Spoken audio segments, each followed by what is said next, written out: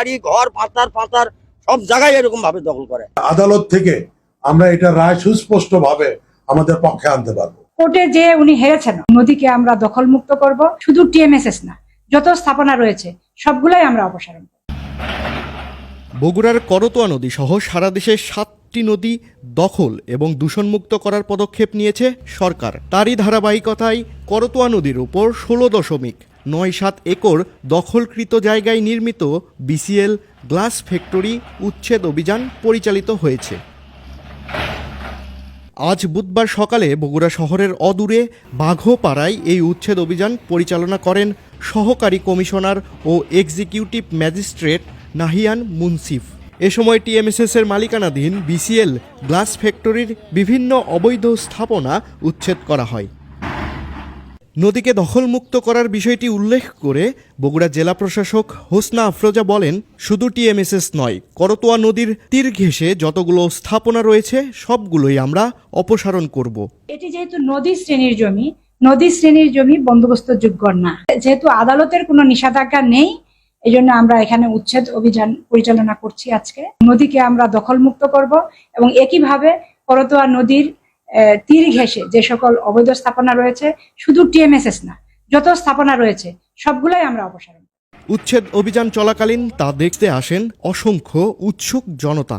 হাত জায়গা ওটা ছিল 7 নম্বর শেখেরকোলা ইউনিয়ন পরিষদের জায়গা এবং শেখেরকোলা ইউনিয়নের জায়গাটা এখন গ্লাস ফ্যাক্টরি টিএমএস থেকে দেওয়া হচ্ছে।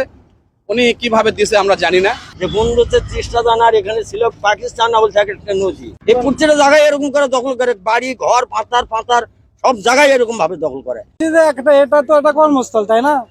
যদি স্থাপনার আগে যদি সরকার থেকে পদক্ষেপ নিত যে এটা আপনি বিল্ডিং করতেছেন, আমাদের খাস জমিতে বিল্ডিং করতেছেন, এটা বিল্ডিং করবেন না, তাহলে তো এই বিল্ডিং হতো না আর এতগুলো মানুষ কর্ম করতে পারতো না। সেটা আগে কর্ম জায়গা চলে যেত, কিন্তু এতগুলো যে ক্ষতি, এটা আসলে জনগণেরও কিন্তু ক্ষতি, অনেক কোটি কোটি টাকার ক্ষতির বিষয়টা। বিসিএল গ্লাস ফ্যাক্টরির স্থাপনাগুলো নদীর জায়গা বলতে নারাজ বিসিএল গ্রুপ। প্রতিষ্ঠানটির দাবি, এই জায়গাটি নদীর নয়, নদীর পরবর্তী অংশ। এই জমিটা নদী না, নদীর পরবর্তী অংশ। এটা সিএসএম আছে, এটার কোনো কোথাও পড়ে না। এই বিষয়ে আমাদের মামলা নির্মাণ চলমান এবং উচ্চ আদালতেও চলমান। উচ্চ আদালতে চলমান অবস্থায় কোনো স্থাপনা উচ্ছেদ করার কোনো বিধান কোথাও নাই। এই জায়গাটা সম্পূর্ণভাবে নদীর না, এবং আমরা আশা করি যে আদালত থেকে আমরা এটা রায় সুস্পষ্টভাবে আমাদের পক্ষে আনতে পারবো। অবৈধ স্থাপনাগুলোর তালিকা করে গত ফেব্রুয়ারি মাসে টিএমএসএস-কে নোটিশ প্রেরণ করে জেলা প্রশাসক। তবে নোটিশ পাওয়ার পরও স্থাপনাগুলো অপসারণ করেনি তারা। নোটিশের কথা যেটা বলছেন যে নোটিশ করা হয়নি, নোটিশ তো আমি ফেব্রুয়ারি মাসেই করেছি।